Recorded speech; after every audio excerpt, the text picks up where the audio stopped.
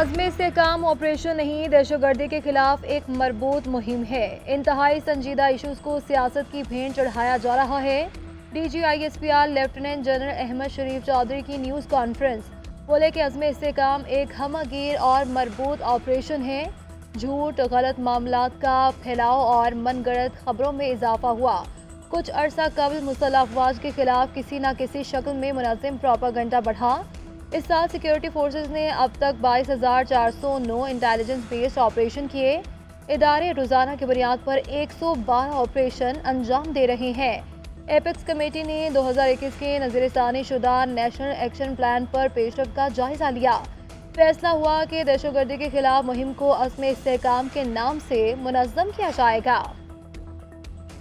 Afghan border पर गैर कानूनी तिजारत को फ़रोग दिया जाता है। अफगान बॉर्डर गैर कानूनी कारोबार को तक़वियत दे रहा है। DGISPR ने कहा कि सैकड़ों अरब रुपए रोज़ाना की बुनियाद पर तेल की स्मगलिंग पर बनाए जाते हैं। गैर कानूनी सिगरेट हमारे मुल्क में बिकते हैं। अफगानिस्तान से नॉन कस्टम पेड गाड़ियाँ यहाँ फ़रोख्त होती हैं जो दहशतगर्दी में इस्तेमाल होती हैं। अफगानिस्तान में दीगर ममालिक के लोग पासपोर्ट के ज़रिए जाते हैं। हमारे बॉर्डर पर तस्करे और शनाख्ती कार्ड दिखाकर क्यों जाते हैं? नेशनल एक्शन प्लान से सिर्फ दहशतगर्दी ही नहीं, मईशत भी बेहतर होगी। डिसइंफॉर्मेशन के इल्जामात, पुलिस ने राउफ हसन को गिरफ्तार कर लिया। इस्लामाबाद में PTI सेक्रेटेरिएट पर छापा, कंप्यूटर और दीगर दस्तावेजात तहवील में ले ली। ज़राए के मुताबिक PTI का डिजिटल मीडिया मरकज़ इंटरनेशनल डिसइंफॉर्मेशन का हब था। मुल्क दुश्मन एजेंसियों से मिलकर पूरी दुनिया में पाकिस्तान मुखालिफ प्रोपेगेंडा कराया जाता था। मुल्क की सालमियत के खिलाफ भी फेक न्यूज़ दी जाती थी। मुलविस अफराद को गिरफ्तार करके सबूत तहवील में ले लिए गए। छापा PTI international social media activist की दी गई मालूमात पर मारा गया।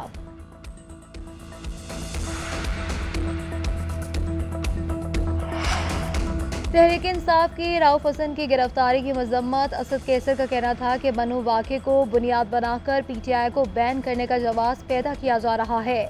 आईनी और कानूनी महाज पर इबरतनाक शिकस्त इनसे हजम नहीं हो रही। शिबली फराज का कहना था जो रिकॉर्ड हमने इलेक्शन कमीशन में जमा करवाना था, पुलिस वो ले गई। ये फाशिस्ट तरीके से रास्ता रोकना चाहते हैं। बैरिस्टर सैफ ने कहा कि हुकूमत ने फसायत के तमाम रिकॉर्ड तोड़ दिए। इनके खात्मे के दिन करीब आ चुके हैं। Opposition leader Punjab assembly Ahmad Khan Bhachar कहते हैं कि पार्लिमानी कमेटी का इजलास बुला रही है। गैर कानूनी गिरफ्तारी पर भरपूर एहतजाज करेंगे। आइंदा के लिए लाहे अमल बनाएंगे। वज़ीर आज़म से वज़ीर कानून आज़म नज़ीर तारड़, वज़ीर इत्तलात अता तारड़ और अटॉर्नी जनरल की मुलाकात। मखसूस नशिस्तों की PTI को अलॉटमेंट और नज़रसानी अपील पर मुशावरत। PTI पर पाबंदी और दीगर फैसलों से मुतालिक कानूनी नुकात पर भी तबादले ख्याल किया गया। उधर विफाकी काबीना का कल होने वाला इजलास मौखर कर दिया गया। इजलास PTI पर पाबंदी से मुतालिक मंजूरी के लिए बुलाया गया था। बानी PTI आरिफ अलवी और कासिम सूरी पर आर्टिकल 6 लगाने की मंजूरी ज़ेरे बहस आना थी। उनकी सियासी और मुआशी सूरत हाल का जायजा भी लिया जाना था। कोई कहे मैं मकबूल हूँ, मुझे 100 खून माफ़ हैं, तो ऐसा रिलीफ नहीं मिल सकता। सुप्रीम कोर्ट के फैसले में वो रिलीफ दिए गए जो दरख्वास्त में नहीं थे। ये नहीं हो सकता, एक चीज़ मांगो नहीं और वो हो जाए। मुल्क के कानून पर चलना पड़ेगा। सीनियर सूबाई वज़ीर शर्जील इनाम एमन की न्यूज़ कॉन्फ्रेंस कहते हैं कि मुख्तलिफ ममालिक में बानी PTI की आज़ादी के लिए करारदादें पास हो रही हैं। वाक़यात की कड़ियाँ मिलाने पर बहुत सी चीज़ें सामने आएंगी।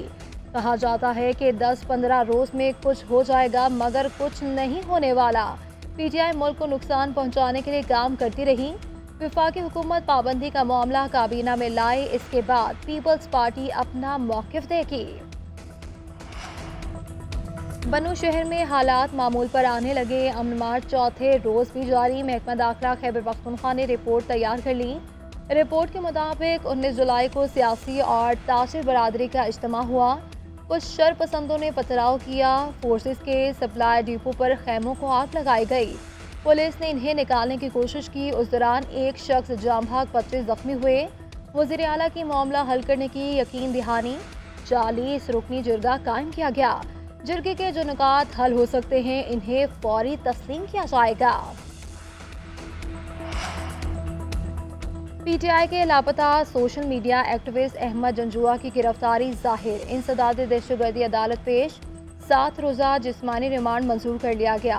अदालत के हुक्मनामे में कहा गया कि तफ्तीशी ऑफिसर के मुताबिक गिरफ्तारी के वक्त अहमद जंजुआ से बारूदी मवाद बरामद हुआ। क्लाशिंग खौफ मिली और अहमद जंजुआ के कलदम तंजीमों से रवाबित से मुतालिक तफ्तीश करनी है। मज़ीद बारूदी मवाद की बरामदगी पर तफ्तीश करनी है। अहमद वकास जंजुआ को 29 जुलाई को अदालत पेश किया जाए। बानी पीटीआई और बुशरा बीबी के खिलाफ 190 मिलियन पाउंड केस। परवेज खटक और जुबैदा जलाल पर जरा मुकम्मल कर ली गई। परवेज खटक ने कहा कि बानी के इसरार पर बगैर पढ़े एजेंडे की मंजूरी दी। बानी ने 190 मिलियन पाउंड स्कैंडल पर बात और बहस करने से मना किया था। परवेज खटक की आज का बयान तहरीरी बयान का हिस्सा बनाने की दरख्वास्त दे दी गई। नए तोशाखाना रेफरेंस में बानी और एहलिया के रिमांड में 7 रोज़ की तौसीह। 29 जुलाई को दोबारा पेश करने का हुक्म। उधर इस्लामाबाद हाई कोर्ट में तोशाखाना केस में गिरफ्तारी के खिलाफ दरख्वास्त। अदालत ने दरख्वास्त पर एतराज़ात दूर कर दिए। समाअत के लिए मुकर्रर करने की हिदायत। डिस इन्फॉर्मेशन के इल्ज़ामात पुलिस ने राउफ हसन को गिरफ्तार कर लिया। इस्लामाबाद में पीटीआई सेक्रेटेरिएट पर छापा, कंप्यूटर और दीगर दस्तावेज़ात तहवील में ले ली। ज़राए के मुताबिक पीटीआई का डिजिटल मीडिया मरकज़ इंटरनेशनल डिस इन्फॉर्मेशन का हब था। मुल्क दुश्मन एजेंसियों से मिलकर पूरी दुनिया में पाकिस्तान मुखालिफ प्रोपेगेंडा कराया जाता था। मुल्क की सालमियत के खिलाफ भी फेक न्यूज़ दी जाती थी। मुलविस अफराद को गिरफ्तार करके सबूत तहवील में ले लिए गए। छापा PTI international social media activist की दी गई मालूमात पर मारा गया।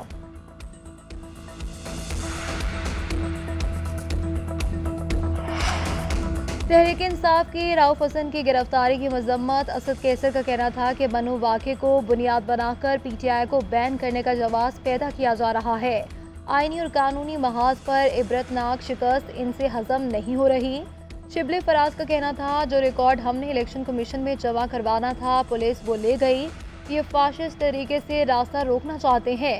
बैरिस्टर सैफ ने कहा कि हुकूमत ने फसायत के तमाम रिकॉर्ड तोड़ दिए। इनके खात्मे के दिन करीब आ चुके हैं। Opposition leader Punjab assembly Ahmad Khan Bhachar कहते हैं कि पार्लिमानी कमेटी का इजलास बुला रही है। गैर कानूनी गिरफ्तारी पर भरपूर एहतजाज करेंगे। आइंदा के लिए लाहे अमल बनाएंगे। और ऑस्ट्रेलिया से ताल्लुक़ रखने वाले चीफ क्यूरेटर टोनी हैमिंग ने जिम्मेदारियां संभाली। टोनी हैमिंग की कदाफी स्टेडियम में ग्राउंड स्टाफ से मुलाकात। स्टेडियम और पिचेस के हवाले से तबादला ख्याल किया। पीसीबी ने हाल ही में टोनी हैमिंग की चीफ क्यूरेटर के तौर पर तकर्री की। टोनी हैमिंग बांग्लादेश और इंग्लैंड के खिलाफ टेस्ट सीरीज के लिए पिचेस तैयार करेंगे।